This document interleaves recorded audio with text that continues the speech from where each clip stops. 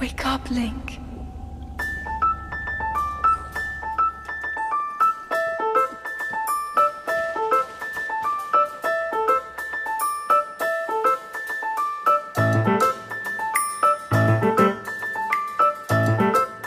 From its mysterious opening to its action-packed conclusion, The Legend of Zelda Breath of the Wild feels like a revolution for Nintendo's revered series.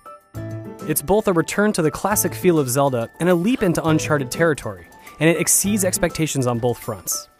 You have to be cautious, creative, and willing to go to great lengths to secure valuable resources. Death comes quickly, and whether it's at the hand of a formidable enemy or because you charged unprepared down a treacherous path, you're forced to reconsider almost everything you've learned from past Zelda games. There's so much to see, to accomplish, and to learn that you never feel like you have control over the world. This is a great thing. Where so many games front-load excitement and wonder, Breath of the Wild sustains the thrill of unexpected discoveries throughout.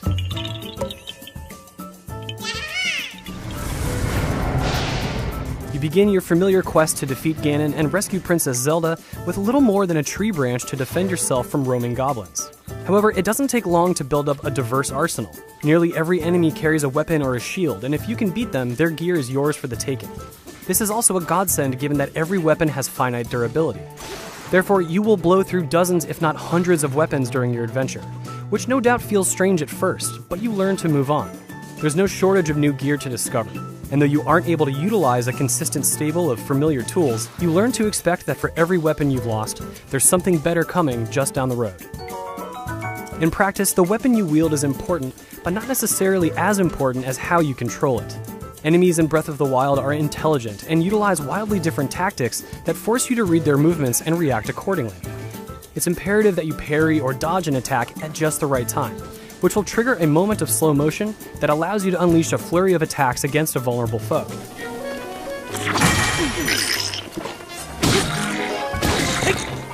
These moves are your last line of defense when the going gets tough, and they require very precise timing to execute. Given myriad enemies and weapons you're up against, mastery feels almost unattainable even with substantial practice. However, that also means you're constantly learning in the face of unforeseen challenges. And there are innumerable unexpected possibilities that the game never teaches you about. You're never told, for example, that grazing an enemy's wooden weapon with a fire arrow will set it ablaze, thus making the fight harder for you. And you may be shocked to learn that an enemy will pick up any weapons you discard during battle and use them against you. Your power and wisdom grow as you progress, but you never feel totally invincible, which allows even late-game exploration to feel tense, challenging, and rewarding.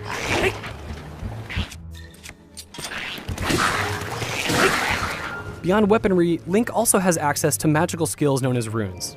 These include the ability to move metallic objects with a magical tether, which can be used for, among other tricks, dropping large iron boxes on unsuspecting enemies.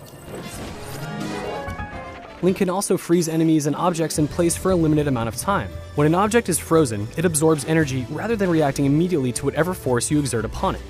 And when time unfreezes, all of that collected force is released in an instant. Runes prove to be a wonderful source of creativity and problem solving, both in combat and when managing puzzles. Breath of the Wild's 4 main dungeons differ from the norm in that you aren't focused on finding keys to open doors. Instead, the goal is to manipulate the dungeon itself, to literally change its form in order to access important areas. It's a wonderful break from tradition, and you still get a challenging boss battle to look forward to at the end. Gone are the oddly charming bosses from Zelda's past. They've been replaced with dark and twisted fiends that are powerful combatants. Like your fights against normal enemies, you have to move and act deliberately, or suffer the consequences. There are also dozens of mini-dungeons that test your mastery of Link's combat and rune abilities. Compared to roughing it in nature, these shrines provide brain teasers that are an excellent respite and make great use of the game's impressive physics system. Figuring out what to do is only half the battle. The rest comes down to precise execution. Therefore, solving even simple puzzles can feel immensely rewarding.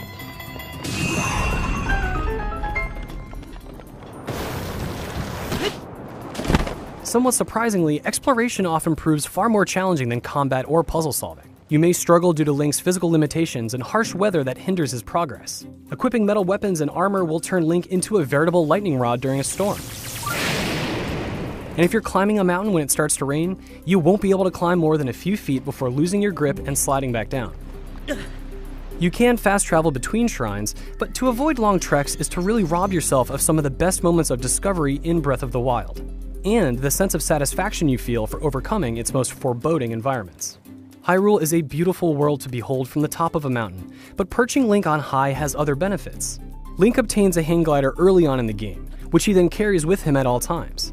Your reward for scaling a mountain or tower is the opportunity to soar through the skies and cross large tracts of lands with your glider. And if you're skillful, you can even use your shield as a veritable snowboard to glide down grassy hills and frozen slopes. Granted, Link can surf down hills at any time as long as his shield can handle the wear and tear, but it's especially gratifying to drop onto a slope after flying over a massive canyon or a dense forest and coast into a town in style. The few towns that exist in the new Hyrule mimic the understated and rural qualities seen in Studio Ghibli's Princess Mononoke. Equally charming are the hikers you meet on trails.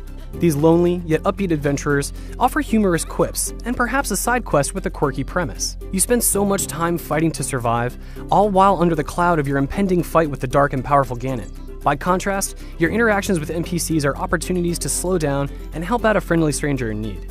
Though you have a goal in mind, Breath of the Wild is just filled with delightful distractions.